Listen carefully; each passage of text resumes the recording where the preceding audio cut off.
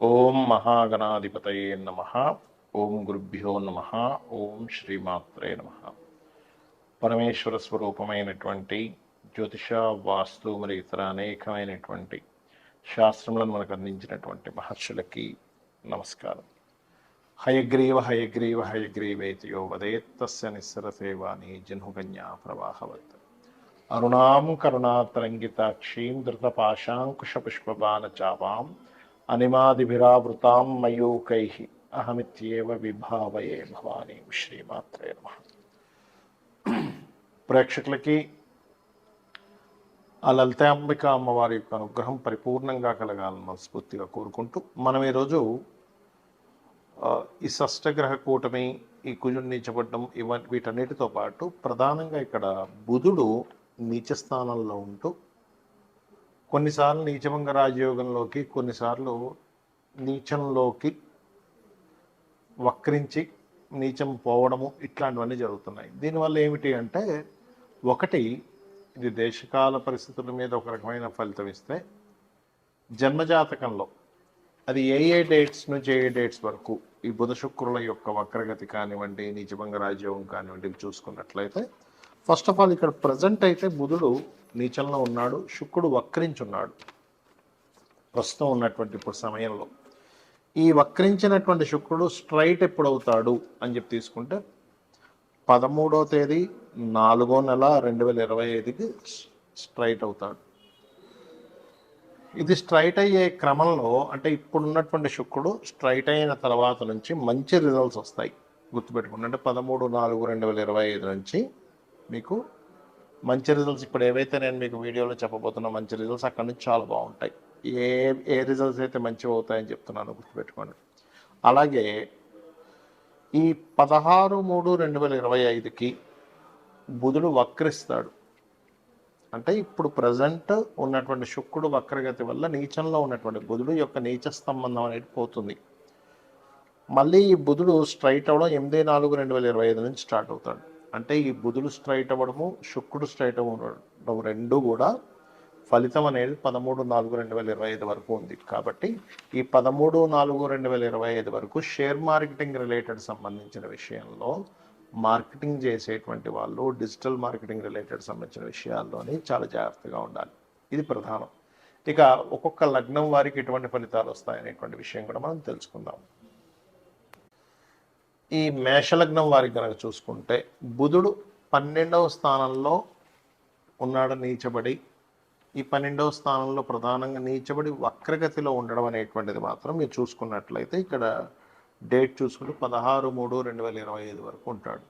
అంటే 16/3/2025 వరకు మేషం వారు ఈ అప్పులు ఇవ్వడం, తీసుకోవడము, మధ్యవర్తిత్వంగా ఉండడము, ఇటువంటి విషయాల్లో జాగ్రత్తగా ఉండకండి. ఆ డేట్ నుంచి 16/3/2025 వరకు జాగ్రత్తగా ఉండండి. వక్రించిన తర్వాత కొంతవరకు పర్లేదు, కానీ మరలా మీకు 8/4/2025కి స్ట్రైట్ అవుతాడు. స్ట్రైట్ అయినప్పుడు నీచంలోనే ఉంటాడు.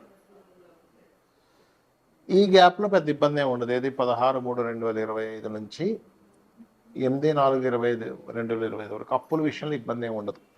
కానీ ఎప్పుడైతే స్ట్రైట్ అవుతాడో, స్ట్రైట్ అయినప్పుడు శుక్రుడు స్ట్రైట్ అయ్యే వరకు, అంటే 13/4/2025 వరకు కొంచెం జాగ్రత్తగా ఉన్నట్లయితే 13/4/2025 తర్వాత నుంచి మీరు చేసే అగ్రిమెంట్స్ కావచ్చు, ఎందుకంటే రెండు స్ట్రైట్ అయ్యి నీచభంగ రాజయోగము అంటారు.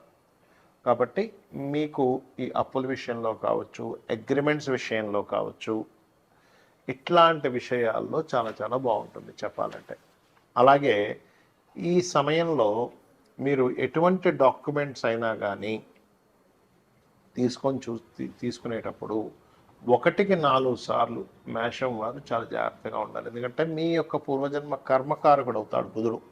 ఈ 3, 6 అధిపతి.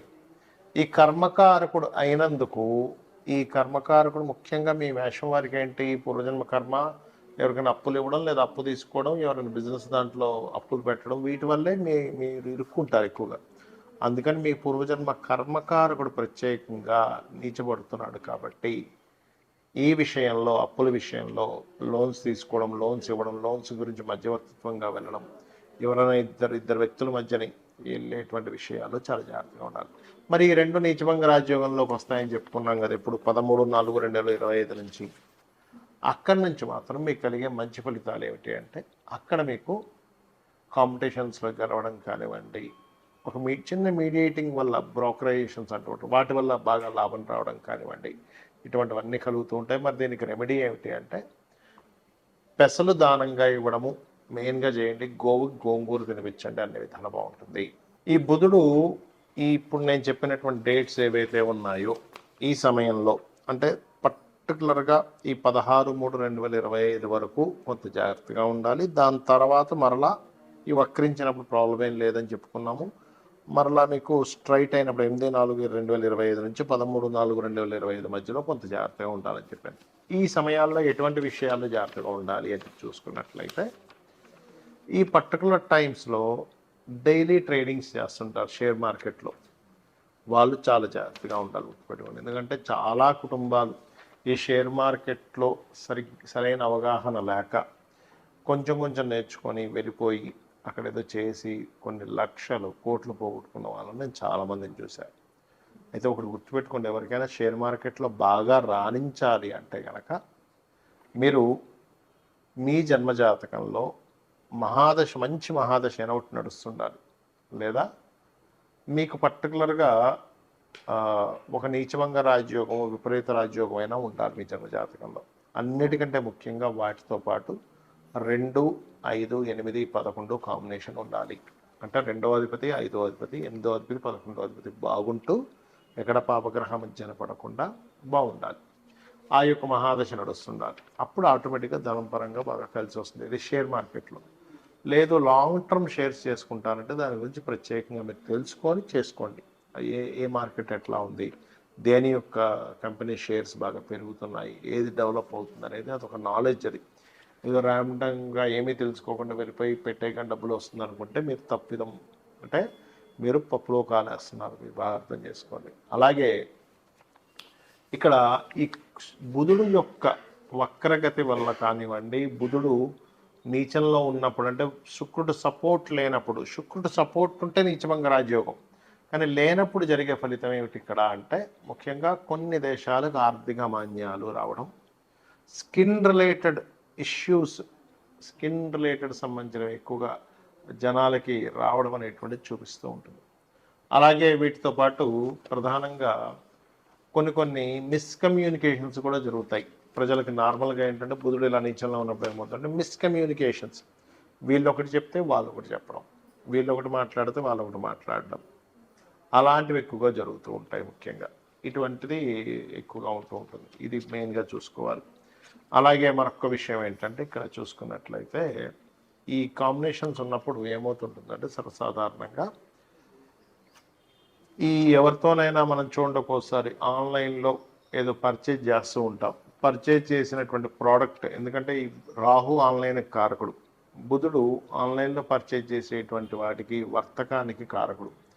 ఒక్కోసారి మనం ఒకటి ఆర్డర్ చేస్తే అది ఇంకోటి ఏదో రావడం, అయ్యో మోసపోయామనిపించడం జరుగుతూ ఉంటాయి. కాబట్టి ఈ ఆన్లైన్ ట్రాన్సాక్షన్స్, హ్యాకింగ్స్ ఎక్కువగా జరుగుతుంటాయి. ఈ బుధుడు ఇలా నీచబడి రాహుతో ఉన్నప్పుడు మీ యొక్క ఫోన్స్ని చాలా జాగ్రత్తగా ప్రైవసీ మోడ్స్ అన్ని కరెక్ట్ చూసుకోండి, లేనట్లయితే హ్యాకింగ్స్ ఎక్కువగా జరుగుతాయి. గుర్తుపెట్టుకోండి, ఫైనాన్స్ విషయంలో ఇది చాలా చాలా జాగ్రత్త పడవలసింది. ఎందుకంటే ఇక్కడ ఈ బుధుడు నీచంలో ఉండడమే కాకుండా షష్టగ్రహ కూటమిలో కూడా ఉంటున్నాడు. కాకపోతే శుక్రుడు ఎప్పుడైతే మీకు స్ట్రైట్ అవుతాడో, ఇందాక నేను చెప్పినట్టుగా 13/4/2025 నుంచి, అక్కడ ఉండేటువంటి ఆ కాంబినేషన్ ఏదైతే ఉంటుందో అది చాలా మట్టుకు మీకు సేవ్ చేస్తుంది. అంటే ఈ 2 గ్రహాలు స్ట్రైట్ ఎప్పుడైతే అవుతాయో చాలా విషయాల్లో మీకు బాగా కలిసి రావడం, అందరికీ కూడా ఇట్లాంటి ఫలితం ఇస్తుంది. కాకపోతే ఈ బుధుడి యొక్క ప్రభావం, మరి కొంతమందికి జన్మజాతకం ఉండదు, వాళ్ళ నక్షత్రం కానీ రాశి కానీ ఏమీ తెలియదు. అలాంటప్పుడు ఏం చేయాలి? సింపుల్గా ఏం లేదు, మీకు దగ్గరలో ఆలయం ఉన్నట్లయితే ఆలయానికి వెళ్ళి పెసలు దానంగా ఇవ్వండి, లేదా గోవులకి ఆకుకూరలు, అందులో ముఖ్యంగా గోంగూర తినిపించండి.